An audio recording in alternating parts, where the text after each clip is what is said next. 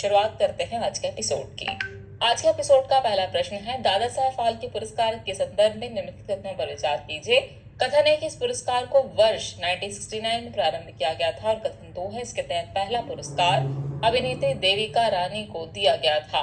उपयुक्त में से कौन सा ऐसे कथन सही है या फिर है, ये आपको बताना है। आपके ऑप्शन है केवल एक, केवल दो, एक और दो दोनों, या फिर न तो एक और न ही दो। तो इस प्रश्न का सही उत्तर है विकल्प सी, एक और दो दोनों ही कथन सही है। हाल ही में प्रसिद्ध बॉलीवुड अभिनेत्री वहीदा रहमान को 53वें दादा साहेब फाल्के पुरस्कार के लिए चुना गया है। आपको बता दें कि दादा साहेब फाल्के पुरस्कार भारतीय सिनेमा के क्षेत्र में दिया जाने वाला एक सर्वोच्च सम्मान है। इसे वर्ष 1969 में प्रारंभ किया गया था, इसलिए कथन एक सही है। भारत सरकार द्वारा भारतीय सिनेमा में दादा साहेब फाल्के के योगदान की याद में इसकी शुरुआत की गई थी। पहला दादा साहेब फाल्के पुरस्कार अभिनेत्री देविका रानी को दिया गया था, इसलिए कथन तो सही है। इस पुरस्कार में एक स्वर्ण कमल पदक, एक शॉल और 10 लाख रुपए का नकद पुरस्कार शामिल है। इस तरह इस प्रश्न का सही उत्तर होगा विकल्प सी, यानी एक और दो दोनों ही कथन सही है। नेक्स्ट क्वेश्चन है, निम्नलिखित देशों पर विचार कीजिए। पहला है तुर्की, दूसरा है ईरान, तीसरा है सीरिया और चौथा है जॉर्डन। उपरोक्त में से कितने देशों की सीमा इराक से लगती है, यह आपको बताना है। आपके ऑप्शन है केवल एक, केवल दो, केवल तीन या फिर सभी चार। तो इस प्रश्न का सही उत्तर है विकल्प डी, यानी कि सभी चार। चलिए सोल्यूशन देखते हैं। हाल ही में उत्तरी इराक के हमदानिया शहर में एक शादी समारोह में आग लगने से करीब 100 लोगों की मौत हो गई। आपको बता दें कि इराक मध्य पूर्व एशिया में स्थित एक देश है। यह दुनिया के सबसे पूर्वी देशों में से एक है जो दक्षिणी संयुक्त राज्य अमेरिका के समान अक्षांश पर स्थित है। इसकी सीमा उत्तर में तुर्की, पूर्व में ईरान, पश्चिम में सीरिया एवं जॉर्डन और दक्षिण में सऊदी अरब और कुवैत से लगती है। इराक में फारस की खाड़ी के उत्तरी छोर पर 36 मील यानी 58 किलोमीटर समुद्री तट है, जो इसे प्रादेशिक समुद्र का एक छोटा सा हिस्सा देता है। जॉर्डन के बाद ये समुद्र और अपतटीय संप्रभुता तक सबसे कम पहुंच वाला मध्य पूर्वी राष्ट्र है। इस तरह इस प्रश्न का सही उत्तर है विकल्प डी, यानी सभी चार सही हैं। चलिए अगला प्रश्न देखते हैं। हाल ही में समाचारों में देखे गए काम्बोम्बा फुरकुटा के संबंध में निम्नलिखित कथनों पर विचार कीजिए। कथन एक है, यह एक जलमग्न 12 मासी जलीय पौधा है। कथन 2 है, यह भारत का मूल निवासी है। कथन 3 है, इसे पिंक ब्लूम कहा जाता है। उपयुक्त में से कितने कथन सही हैं, यह आपको बताना है। आपके ऑप्शन है केवल एक, केवल दो, सभी तीन या फिर कोई भी नहीं। तो इस प्रश्न का सही उत्तर है विकल्प बी, केवल 2 कथन ही सही है।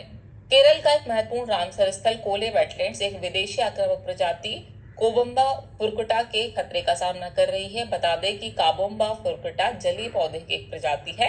विशाल फूलों के कारण इसे पिंक ब्लूम के नाम से जाना जाता है, इसलिए कथन सही है। यह मध्य और दक्षिण अमेरिका का मूल निवासी है, जिसे एक मछली घर पौधे के रूप में केरल लाया गया था, इसलिए कथन 2 सही नहीं है। यह एक जलमग्न 12 मासी जलीय पौधा है जो स्थिर से धीमी गति से बहने वाले मीठे पानी में उगता है, इसलिए कथन 3 सही है। इसके विकास के लिए बड़ी मात्रा में ऑक्सीजन की जरूरत होती है, इसलिए विकल्प बी सही है। यानी इस प्रश्न का सही उत्तर होगा विकल्प बी, केवल 2 कथन ही सही है। नेक्स्ट क्वेश्चन है, कैरेबियन बॉक्स जेलीफिश के संबंध में निम्नलिखित कथनों पर विचार कीजिए। कथन 1 है, उनके पास कोई दिमाग नहीं होता। कथन 2 है, उन्हें भविष्य की समस्या की भविष्यवाणी करने और उससे बचने का प्रयास करने के लिए प्रशिक्षित किया जा सकता है। उपयुक्त में से कौन सा ऐसे कथन सही है या फिर है, ये आपको बताना है। आपके ऑप्शन है केवल एक, केवल दो, एक और दो दोनों, या फिर न तो एक न ही दो। तो इस प्रश्न का सही उत्तर है विकल्प सी, एक और दो दोनों ही कथन सही हैं। हाल ही में शोधकर्ताओं ने दिखाया है कि कैरेबियन बॉक्स जेलीफिश मस्तिष्क न होने के बावजूद दृश्य और यांत्रिक संकेतों का उपयोग करके बाधाओं से बचना सीख सकती है। ये बमुश्किल 1 सेंटीमीटर लंबे होते हैं और इनमें कोई दिमाग नहीं होता, इसलिए कथन एक सही है। ये निडारिया संघ से संबंधित है। इसमें एक संज्ञानात्मक क्षमता है जो ऐसे आदिम तंत्रिका तंत्र वाले जानवरों में पहले कभी नहीं देखी गई। उन्हें भविष्य की समस्या की भविष्यवाणी करने और इससे बचने की कोशिश करने के लिए प्रशिक्षित किया जा सकता है, इसलिए कथन 2 सही है। यानी इस प्रश्न का सही उत्तर होगा विकल्प सी, एक और दो दोनों ही कथन सही है। नेक्स्ट क्वेश्चन, भारत के प्रवासी नागरिक यानी ओसीआई कार्ड के संबंध में निम्नलिखित कथनों पर विचार कीजिए। कथन 1 है, यह वोट देने का राजनीतिक अधिकार प्रदान नहीं करता है। कथन 2 है, यह भारत में दीर्घकालिक वीजा मुक्त यात्रा और रहने की सुविधा प्रदान करता है। उपयुक्त में से कौन सा ऐसे कथन सही है या फिर है, यह आपको बताना है। आपके ऑप्शन है केवल एक, केवल दो, एक और दो दोनों, या फिर न तो एक न ही दो। तो इस प्रश्न का सही उत्तर है विकल्प सी, एक और दो दोनों ही कथन सही है। भारत सरकार भारतीय खालिस्तान समर्थक गतिविधियों के लिए 1 दर्जन से अधिक ओवरसीज सिटीजनशिप ऑफ इंडिया यानी ओसीआई कार्ड धारकों के पंजीकरण को रद्द करने पर विचार कर रही है। आपको बता दें कि ओवरसीज सिटीजनशिप ऑफ इंडिया यानी ओसीआई कार्ड की योजना अगस्त 2005 में नागरिकता अधिनियम 1955 में संशोधन करके शुरू की गई थी। इसे दोहरी नागरिकता के रूप में गलत नहीं समझा जाना चाहिए, क्योंकि ओसीआई कार्ड धारकों को वोट देने का राजनीतिक अधिकार प्राप्त नहीं होता, इसलिए कथन एक सही है। ये भारत में दीर्घकालिक वीजा मुक्त यात्रा और रहने की सुविधा प्रदान करता है, इसलिए कथन 2 सही है। साथ ही कार्ड धारकों को कई विशेष अधिकार देता है जो आमतौर पर किसी विदेशी नागरिक को नहीं दिए जाते। इस तरह इस प्रश्न का सही उत्तर होगा विकल्प सी यानी 1 और 2 दोनों ही कथन सही हैं।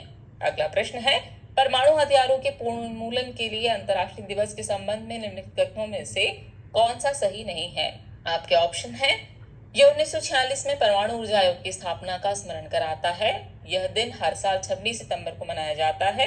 परमाणु निरस्त्रीकरण पर एक उच्च स्तरीय बैठक के बाद महासभा ने 2013 में अंतर्राष्ट्रीय दिवस की घोषणा की, या फिर इस दिन को पहली बार 2010 में मनाया गया था। तो इस प्रश्न का सही उत्तर है विकल्प डी, इस दिन को पहली बार 2010 में मनाया गया था। यह कथन सही नहीं है, बाकी के सभी कथन सही हैं। चलिए एक्सप्लेनेशन देखते हैं। हाल ही में परमाणु हथियारों के पूर्ण उन्मूलन के लिए अंतर्राष्ट्रीय दिवस मनाया गया। बता दें कि संयुक्त राष्ट्र हर साल 26 सितंबर को परमाणु हथियारों के पूर्ण उन्मूलन के लिए अंतर्राष्ट्रीय दिवस के रूप में मनाता है। इस दिन का उद्देश्य परमाणु हथियारों से मानवता के लिए उत्पन्न खतरे और उनके पूर्ण उन्मूलन की आवश्यकता के बारे में सार्वजनिक जागरूकता बढ़ाना है। परमाणु हथियारों के पूर्ण उन्मूलन के लिए अंतर्राष्ट्रीय दिवस दिसंबर 2013 में महासभा द्वारा घोषित किया गया था और पहला दिवस वर्ष 2014 में बनाया गया। इस तरह इस प्रश्न का सही उत्तर है विकल्प डी, यानी इस दिन को पहली बार 2010 में मनाया गया। यह कथन सही नहीं है, बाकी के सभी कथन सही हैं। अगला प्रश्न है HIV यानी ह्यूमन इम्यूनो डेफिशिएंसी वायरल के संबंध में निम्नलिखित कथनों पर विचार कीजिए। कथन 1 है, एक वायरस है जो शरीर की प्रतिरक्षा प्रणाली पर हमला करता है। कथन 2 है, यदि इसका इलाज नहीं किया जाता है तो यह एड्स यानी एक्वायर्ड इम्यूनो डेफिशिएंसी सिंड्रोम का कारण बन सकता है। उपयुक्त में से कौन सा है सही कथन सही नहीं है या फिर है, यह आपको बताना है। आपके ऑप्शन है केवल 1, केवल 2, 1 और 2 दोनों, या फिर न तो 1 न ही 2। तो इस प्रश्न का सही उत्तर है न तो 1 और न ही 2। हाल ही में सुप्रीम कोर्ट ने जम्मू कश्मीर में ड्यूटी के दौरान रक्त चढ़ाने के दौरान HIV से संक्रमित हुए एक रक्षाकर्मी को लगभग 1.5 करोड़ रुपए का मुआवजा देने का आदेश दिया है।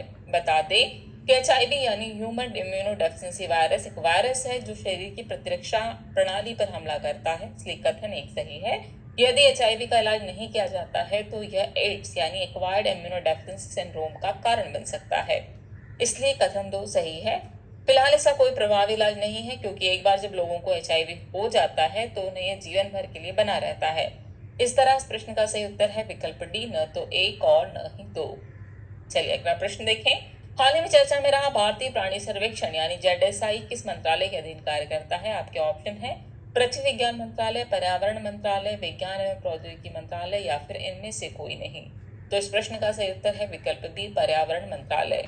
हाल ही में भारतीय प्राणी सर्वेक्षण यानी ZSI के वैज्ञानिकों ने पश्चिम बंगाल में चमकीले नारंगी रंग की समुद्री मछली की एक नई प्रजाति की खोज की है। आपको बता दें भारतीय प्राणी सर्वेक्षण यानी ZSI भारत का प्रमुख वर्गीकरण अनुसंधान संगठन है। ये पर्यावरण और वन मंत्रालय का एक अधीनस्थ संगठन है। इसे वर्ष 1916 में स्थापित किया गया था।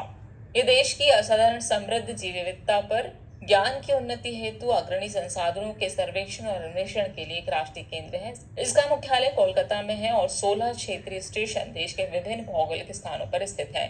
इस तरह इस प्रश्न का सही उत्तर होगा विकल्प बी, पर्यावरण मंत्रालय। चलिए अब हम पहुंचे एपिसोड के अंतिम प्रश्न पर। तो अंतिम प्रश्न है, राजा राममोहन राय के संदर्भ में निम्नलिखित कथनों पर विचार कीजिए। कथन 1 है, इन्हें आधुनिक भारतीय पुनर्जागरण का अग्रदूत माना जाता है, और कथन 2 है के कार्यों में सती प्रथा का उन्मूलन सबसे प्रमुख था। उपयुक्त में से कौन सा सही कथन सही है या फिर है, यह आपको बताना है। आपके ऑप्शन है केवल 1, केवल 2, 1 और 2 दोनों, या फिर न तो 1 न ही 2। तो इस प्रश्न का सही उत्तर है विकल्प सी, 1 और 2 दोनों ही कथन सही है। चलिए इस प्रश्न देख लें। आज यानी 27 सितंबर को राजा राजमोहन राय की पुण्यतिथि मनाई गई। आपको बता दें कि राजा राजमोहन राय 19वीं सदी के प्रभावशाली और महान सामाजिक धार्मिक सुधारक और शिक्षाविद थे। वो बहुभाषाविद थे और संस्कृत, अरबी और फारसी के साथ ही ग्रीक, लैटिन आदि भाषाओं के ज्ञाता थे। इन्हें आधुनिक भारतीय पुनर्जागरण का अग्रदूत माना जाता है, इसलिए कथन 1 सही है। इन्होंने समाज में विद्यमान धार्मिक कुरीतियों, कुप्रथाओं और जाति प्रथा को खत्म करने के लिए अथक प्रयास किए। सती प्रथा का उन्मूलन इनमें सबसे प्रमुख था, इसलिए कथन 2 सही है। यानी इस प्रश्न का सही उत्तर होगा विकल्प सी, 1 और 2 दोनों ही कथन सही है। चलिए नोट कर लीजिए आज के एपिसोड का अभ्यास प्रश्न। नीलगिरी तहर के संबंध में निम्नलिखित कथनों पर विचार कीजिए। कथन 1 है ये तमिलनाडु का राज्य पशु है, और कथन 2 है ये नीलगिरी पहाड़ियों और तमिलनाडु और केरल में पश्चिमी घाट के दक्षिणी भाग में पाया जाता है। जबकि कथन 3 है प्रोजेक्ट नीलगिरी तहर को 2022 से 2032 तक 10 साल की अवधि के लिए लागू करने का लक्ष्य रखा गया है। उपरोक्त में से कितने कथन सही है यह आपको बताना है। आपके ऑप्शन है ऑप्शन ए केवल 1, ऑप्शन बी केवल 2, ऑप्शन सी सभी 3 या फिर ऑप्शन डी कोई भी नहीं। तो व्यूअर्स, इस प्रश्न का जवाब कमेंट बॉक्स में देना न भूलें। जल्दी मिलते हैं नए एपिसोड में कुछ और नए सवालों जानकारियों के साथ। तब तक के लिए शुक्रिया।